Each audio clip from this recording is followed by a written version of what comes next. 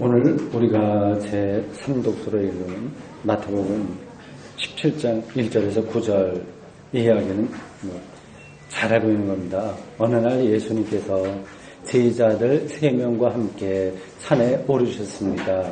그 제자들은 베드로, 야고보, 요한입니다. 이 제자들은 그 산에서 특별한 현상을 경험합니다. 예수님의 모습이 변형되었다고 합니다. 그 변형을 마태복음 기자는 2가지로 설명합니다. 하나는 예수님의 얼굴이 해같이 빛났다고 하는 겁니다. 다른 하나는 그의 옷이 빛과 같이 휘어졌습니다. 여기서 이 빛이 이 변형의 핵심입니다. 그리고 구약을 대표하는 두 인물인 모세와 엘리야가 그 자리에 등장했다고 합니다. 믿기 좀 힘든 이야기죠. 모세는 시내산에서 율법을 전수받은 인물이고 엘리야는 초자연적인 카리스마가 가장 강력했던 인물입니다. 그들이 당시로부터 이 사건이 있던 당시로부터 각각 3,500년 전이기도 하고 모세가 그렇습니다. 800년 전입니다. 엘리야가 그렇습니다. 그렇게 아주 오래전 사람이 다시 나타난다고 하는 게 좀 이상한 현상이었습니다. 이런 것을 목도한 제자들 중에 한 사람인 베드로가 늘 그렇듯이 불쑥 나서서 예수님에게 다음과 같은 제안을 합니다. 여기가 참 좋다. 그러니 초막을 세 지어서 하나는 주님을 위해서, 또 하나는 모세를 위해서, 또 하나는 엘리야를 위해서 하자. 그럴듯하기도 하고 조금 엉뚱하다 하는 그런 제안을 합니다. 실제로 산 위에서 계속 지내고 싶다는 말은 아닐 텐데 어쨌든 그러한 이야기를 했어요. 그 순간에 이 말이 끝나자 애니메이션 영화처럼 장면이 싹 바뀝니다. 갑자기 빛난 구름이 그들을 덮었습니다. 산 정상은 일기가 늘 불순하기 때문에 이런 일이 가능할 겁니다. 구름 속에서 다음과 같은 소리가 들렸다고 합니다. 5절입니다. 이는 내 사랑하는 아들이요 내 기뻐하는 자니 너희는 그의 말을 들으라. 이 소리는 이미 훨씬 전에 예수님이 세례받던 순간에 들렸던 거하고 비슷합니다. 세례받던 장면에 대한 이야기인 마태복음 3장 17절은 이렇습니다. 하늘로부터 소리가 있어 말씀하시되 이는 내 사랑하는 아들이요 내 기뻐하는 자라 하시니라. 비슷한 이야기죠. 이 산은 사람들에게 어떤 신비로움을 느끼게 합니다. 거기서 제자들은 아주 이상한 것을 경험했습니다. 그러자 이상하니까 정말 감당하기 힘드니까 이 제자들이 혼비백산이 되어서 거기서 엎드려졌고 무서워했다고 합니다. 마태복음 기자의 설명이에요. 그러자 예수님이 그들에게 와서 손을 대면서 또 이렇게 말씀하셨다고 합니다. 일어나라. 두려워하지 말라. 그제야 제자들이 정신을 차리고 주변을 다시 한번 살펴보니 지금까지 보았던 이상한 현상이 말끔히 다 사라지고 이전처럼 예수님만 자신들 앞에 서 있었다고 합니다. 이 일이 있은 다음에 산에서 내려오면서 예수님은 제자들에게 다짐을 받았습니다. 너희들이 본 것을 1절 침묵해라. 이 3명의 제자들은 그 경험을 가슴 깊이 간직했을 겁니다. 그리고 세월이 지난 다음에 주변 사람들에게 이렇게 저렇게 얘기를 했을 것이고 그 이야기를 전해들은 초기 기독교인들은 또 구전으로 전했을 것이고 일정한 시기에 그것이 문서가 되어서 성경 안에 들어오게 되었습니다. 그게 예수님의 변화 사건에 대한 이야기입니다. 자, 여러분들은 이러한 이야기를 들으면 어떤 생각이 먼저 떠오르나요? 각자 생각이 다르겠지만 가장 일반적인 것은 그리고 가장 먼저 생각날 만한 것은 이런 일이 실제로 일어난 것인가 하는 그런 궁금증입니다. 안 그러신가요? 나만 그런가요?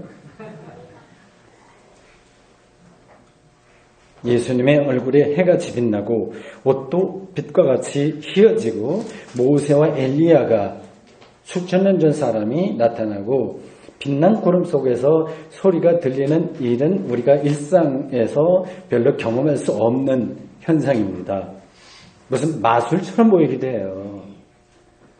실제로 이런 일이 일어난 것일까요? 아니면 이 마태복음 기자가 이것은 마태만 아니라 마가와 누가 공간복음서에 똑같이 나오는 걸 보면 초기 기독교에 아주 잘 알려진 사건인 것은 분명합니다. 이 마태복음 기자가 다른 메시지를 전하기 위해서 좀 꾸며서 이렇게 한 이야기일까요? 이와 비슷한 이야기는 성경에 종종 나옵니다. 모세 전승에도 나와요. 모세는 이스라엘 백성을 이끌고 애굽을 탈출해서 광야로 나왔습니다. 시내산에 올라갔다가 오늘 제1독서로 읽은 이야기도 그 배경입니다. 10계명을 새긴 두 돌판을 들고 내려옵니다. 그 장면을 출애굽기 34장 29절은 이렇게 묘사합니다. 모세가 그 증거의 두 판을 모세의 손에 들고 시내산에서 내려오니 그 산에서 내려올 때에 모세는 자기가 여호와와 말하였으므로 말미암아 얼굴 피부에 광채가 나나 깨닫지 못하였더라. 후광이죠. 아우라죠. 빛처럼 빛났습니다. 그래서 모세는 사람들이 불편해할까 봐 얼굴에 수건을 가렸다고 합니다. 사도행전 9장 1절 이하에 따르면 예수 믿기 전에 바울이 예수 믿는 사람들을 체포하고 박해하기 위해서 다메섹을 가는 중간에 어떤 것을 경험했다고 합니다. 갑자기 하늘로부터 빛이 그를 둘러 비추었습니다. 바울이 땅에 엎드려졌습니다. 그러자 하늘로부터 또 이런 소리가 났습니다. 사울아, 사울아, 네가 어찌하여 나를 박해하느냐? 오늘 본문에 등장하는 이 모세만이 아니라 엘리야 전승에도 비슷한 이야기가 나옵니다. 엘리야의 그 유명한 승천 장면에서 불수레와 불말 그리고 회오리 바람이 나옵니다. 열왕기 2장 1절에서 18절까지입니다. 고대인들은 어떤 특별한 경험을 빛, 소리, 불이라고 하는 메타포를 사용해서 설명했습니다. 예수님의 변형 이야기도 마찬가지입니다. 그러니 이것을 신문 뉴스 보도처럼 읽으면 오해하는 겁니다.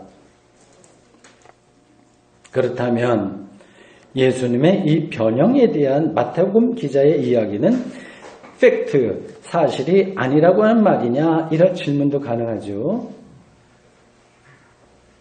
이것을 사실이냐 아니냐는 관점으로만 보면 잘못입니다. 그렇게만 보는 것은 오히려 추상적인 거예요. 그 중심으로 들어가면 세상이 다 이치가 그렇습니다. 그 중심으로 들어가면 더 중요한 것을 경험합니다. 여러분들이 잘 알고 있는 너무나도 잘 알려줘서 다시 말하기도 그런 시 김춘수의 시 꽃에는 다음과 같은 구절이 나옵니다. 내가 그의 이름을 불러주기 전에는 그는 다만 하나의 몸짓에 지나지 않았다. 내가 그의 이름을 불러주었을 때에 그는 나에게로 와서 꽃이 되었다. 이름을 불러주었을 때 꽃이 아주 중요한 의미를 가진 사건이 되었다고 하는 겁니다. 그렇지 않으면 지나가 버리는 거예요. 조병화의 시 산수유라고 하는데 조병화는 이렇게 노래합니다. 마지막 부분입니다. 산수유 순간 나는 그 노란 허공에 말려 나를 잃는다. 이 황홀 잃어가는 세월이여 이렇게 시인의 감수성으로 산수유를 경험합니다. 꽃만이 아닙니다. 그 중심으로 들어갈 수만 있다면 세계의 모든 사물들이 우리에게 놀라운 사건이 됩니다. 바람, 아이들의 웃음과 울음, 설중매, 초승달, 그리고 안개와 먼지도 황홀한 사건이 됩니다. 경험하실 거예요. 그 중에 가장 큰 경험은 사람입니다. 우리가 사람이니 그럴 수밖에 없겠죠. 사람과의 관계를 통해서 특별한 경험을 합니다. 예수님의 제자들은 예수님을 아주 특별한 존재로 경험했습니다. 그 경험을 얼굴이 해같이 빛나며 옷이 빛과 같이 휘어졌더라 이렇게 표현했습니다.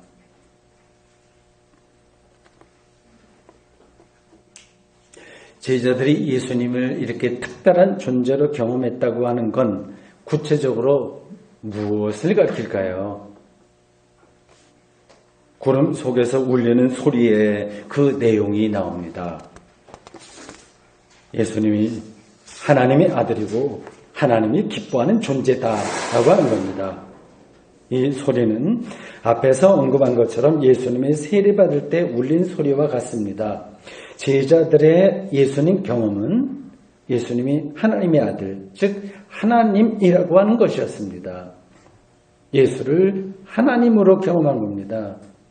신약 성경은 이 대목만이 아니라 전체가 바로 이 사실을 증언합니다. 예수님은 하나님의 아들이라고, 그리스도이고 심판의 주님이고 구원의 주님이라고 말합니다. 많이 들었던 이야기죠.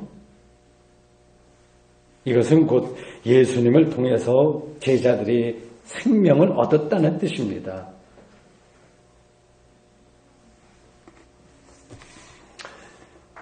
우리는 오늘 아침에 다시 한번 생명에 대한 이야기를 하게 되었습니다.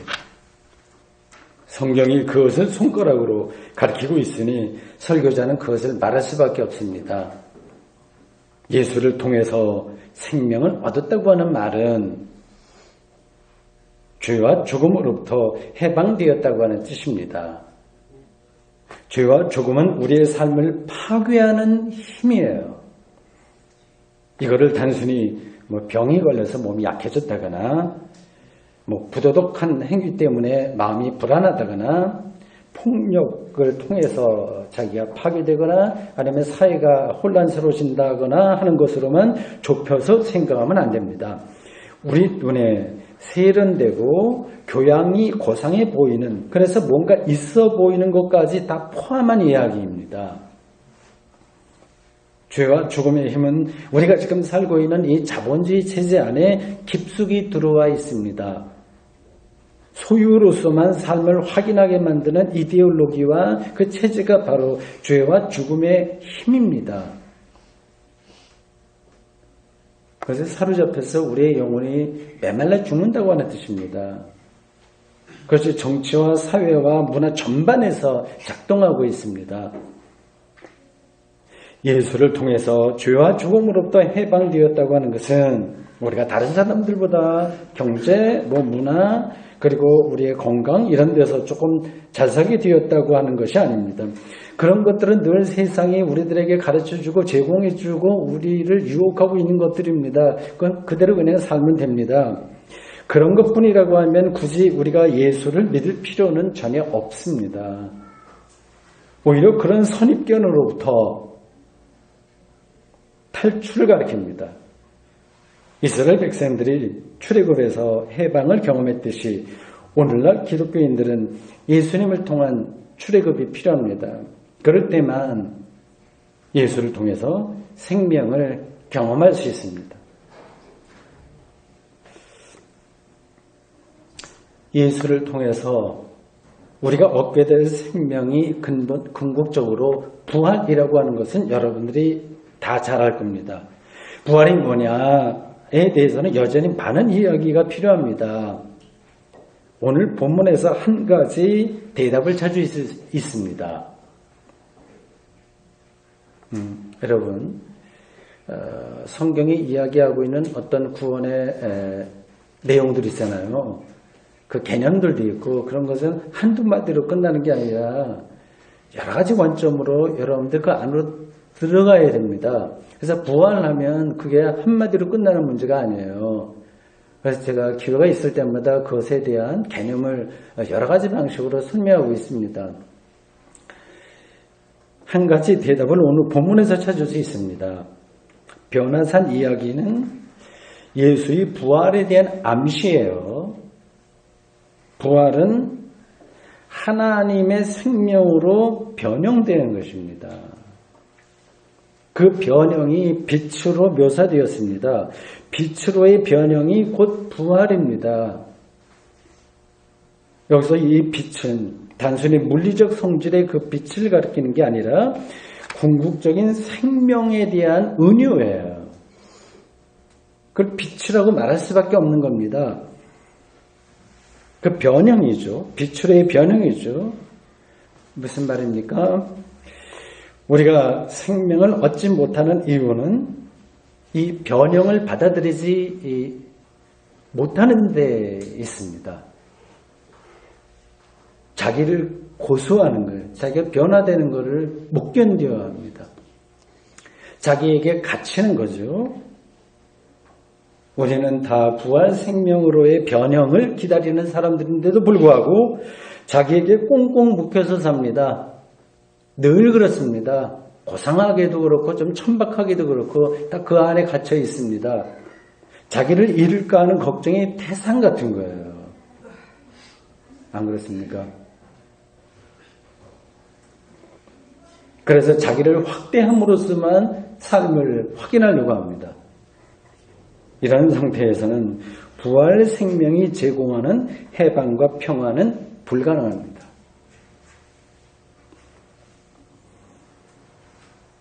좀 극단적으로 표현하는 것을 여러분들이 이해해 주십시오. 여러분이 죽으면 바람이 되고 빛이 되고 흙이 됩니다. 완전한 변형입니다. 바로 이것이 부활이라고 한다면 여러분은 이 부활을 아멘으로 받아들이시겠습니까? 심각하게 고민할 겁니다. 그게 뭐 지금 내가 갖추고 있는 그런 것들, 구성하고 있는 것들을 다 잃으면 어떻게 해방과 평화를 누릴 수 있다고 하는 건지, 지금 자기가 이게 다 해체된다면 그게 어떻게 된다고 하는 것인지 아마 앞이 막막하다고 느낄 겁니다. 이런 점에서 부활 경험은 우리를 두렵게 합니다. 왜냐하면 그것은 원초적 생명 경험이기 때문입니다. 오늘 본문에서도 제자들이 엎드려서 심히 두려워했다고 합니다. 예수님의 부활 장면에서도 천사들은 반복해서 마리아를 비롯한 그 무덤에 왔던 제자들에게 두려워하지 말라고 말합니다. 원초적 생명 경험은 두려움이기 때문에 그렇습니다.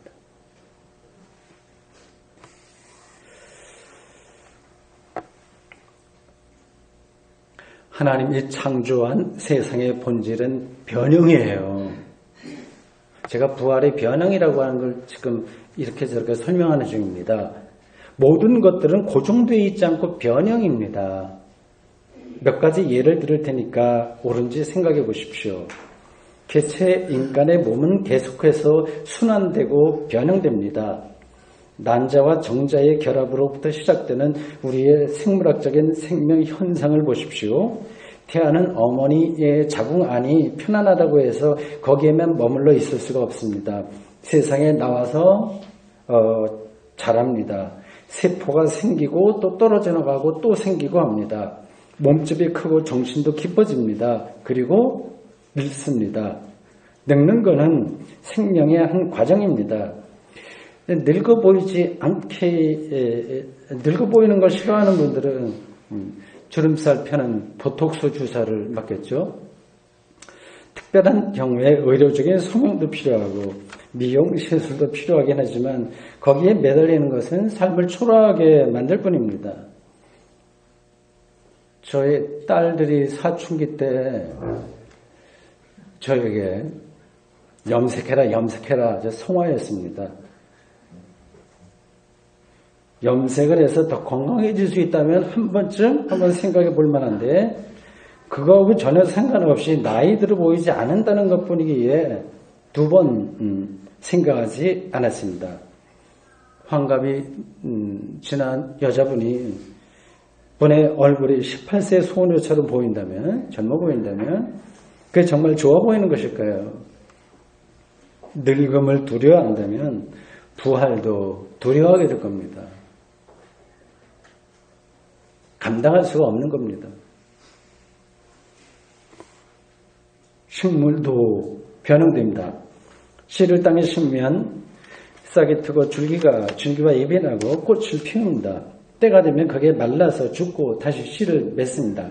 그 씨가 다시 싹을 틔웁니다. 그 과정에서 햇빛과 물과 땅과 온갖 균들이 다 작용합니다.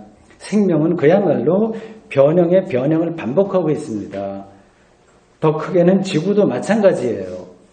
시간이 문제이지 그대로 영원 무궁하게 남아있는 것은 없습니다. 강도 변하고 산도 변하고 지구 자체도 변하고 우주도 계속해서 팽창되고 있습니다.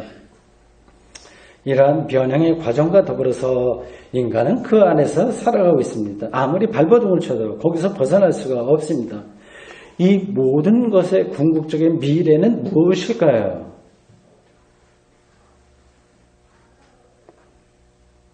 우리는 그 미래가 하나님의 손에 달려있다고 믿는 사람들입니다. 지금 설교 내용이 우리의 일상에서 너무 거리가 먼 이야기라고 생각하는 분들도 있을 겁니다. 지금 당장 취업과 결혼과 출산과 취미생활에 마음이 쏠려 있어서 우주의 변형, 그 미래에 대해서는 마음이 가지 않습니다. 아무리 가지려고 하더라도 가지가 않습니다. 저는 지금 물리학이나 고상한 철학을 말하는 게 아닙니다. 성경이 가리키는 인간과 세계를 말하는 중입니다. 성경이 말하는 걸 전하는 중이에요.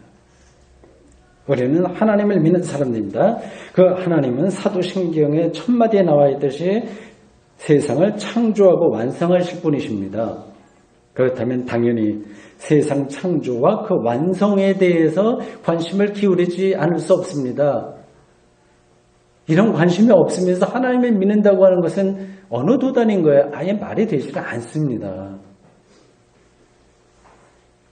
성경은 그걸 반복해서 말하고 있어요. 예수님도 하나님 나라가 가까이 왔다 그렇게 말하면서 그 나라에 집중하라고 말씀하셨습니다. 변화산에서 제자들이 경험한 것도 궁극적으로는 세상의 완성에 대한 이야기입니다. 우리의 삶에서 이것보다 더 중요한 일이 있을까요? 우리 미래와 연관되어 있는 건데 이것보다 더 중요한 일이 있을까요? 신약 성경의 마지막 세계인 요한계시록은 세상의 완성에 대한 이야기입니다. 계시록 21장 1절과 2절이 이렇습니다. 또 내가 새하늘과 새 땅을 보니 처음 하늘과 처음 땅이 없어졌고 바다도 다시 있지 않더라. 또 내가 몸에 거룩한 성 새 예루살렘이 하나님께로부터 하늘에서 내려오니 그 준비한 것이 신부가 남편을 위하여 단장한 것 같더라. 이 새하늘과 새 땅은 바로 우주 전체의 변형을 가리킵니다.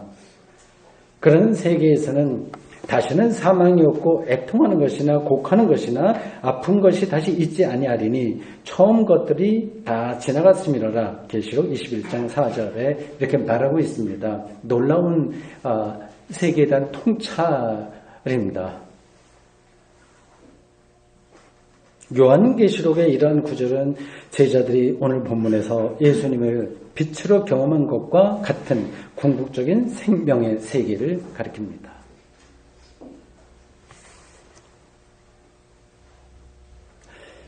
변형으로서의 삶에 대한 이야기는 기본적으로 비밀이에요.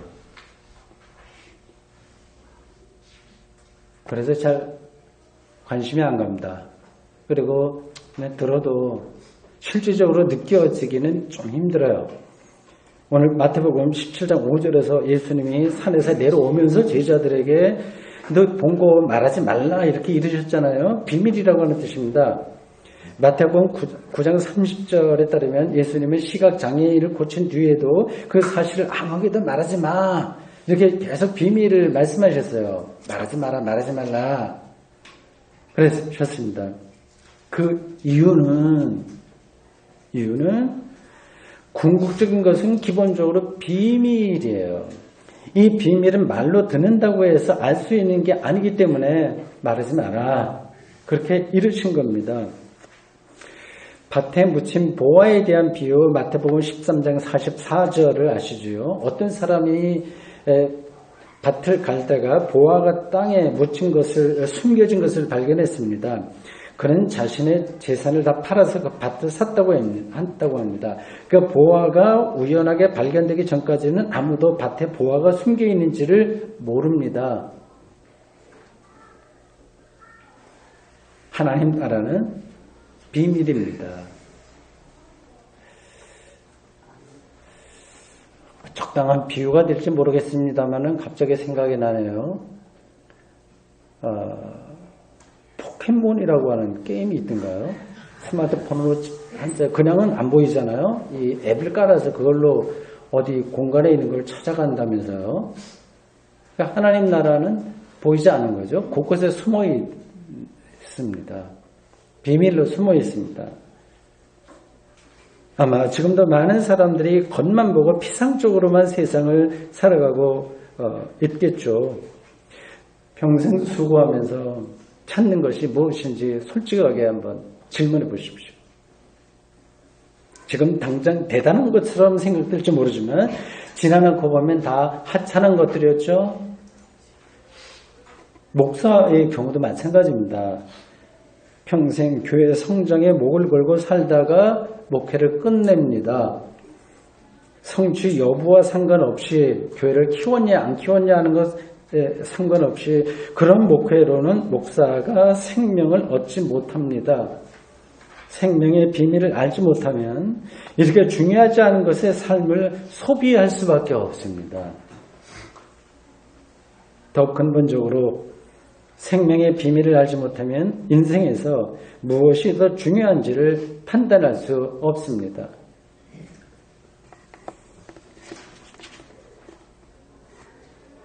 생명의 궁극적인 비밀은 하나님입니다. 예수님을 통해서 생명의 비밀이 이 비밀인 하나님이 탈른 배 드러났습니다. 이 사실을 베드로와 야고보와 요한은 오늘 본문에서 보았듯이 예수님이 빛으로 변형된 사건으로 경험했습니다. 그 빛은 곧 부활 생명에 대한 은유입니다. 저와 여러분은 예수님처럼 언젠가 빛으로 변형될 겁니다. 하나님의 생명으로 변형될 겁니다. 이 사실을 알고 믿는다면 오늘 우리가 어떻게 살아가야 될지 방향이 잡힐 겁니다. 지금의 이 목사도 좋고, 약사도 좋고, 교사도 좋고, 노동자도 좋고, 그 나가 고정불변의 나가 아닙니다. 꽃으로 변형될 순간을 설레는 마음으로 기다리는 씨앗과 같습니다. 겉으로는 초라해 보여도 영적으로는 생명이 가득합니다. 비밀스러운 방식으로 가득합니다. 예상하지 못하는 시련이 우리의 삶에 닥친다고 하더라도 우리는 여전히 부활 생명으로 변형되는 순간을 기쁜 마음으로 기다리며 오늘을 살아낼 수 있습니다. 아멘. 기도하겠습니다. 주님, 오늘 저희들 예수님의 변형에 대한 마태복음 17장 1절과 9절이 전해준 이야기를 전해드렸습니다. 예수님이 빛으로 변형된 그 사건, 예수님의 부활이며 우리의 궁극적인 미래임을 저희들이 또한 믿습니다. 어쩔 수 없이 두 발을 이 땅에 딛고 살아가기에 먹고 입고 쓰고 그리고 인간관계 온갖 것들로 인해서 우리의 삶이 파괴될 때가 많이 있지만 예수를 믿는 자들에게 약속된 부활 생명으로의 변형에 대한 희망으로 우리가 오늘의 삶을 견뎌내며 투쟁하며 살아갈 수 있음을 또한 감사드립니다. 그 궁극적인 미래가 오늘 우리의 삶에 환히 드러나도록 그것을 밝히 보며 살아가도록 저희들을 인도해 주십시오. 예수님의 이름으로 기도합니다. 아멘.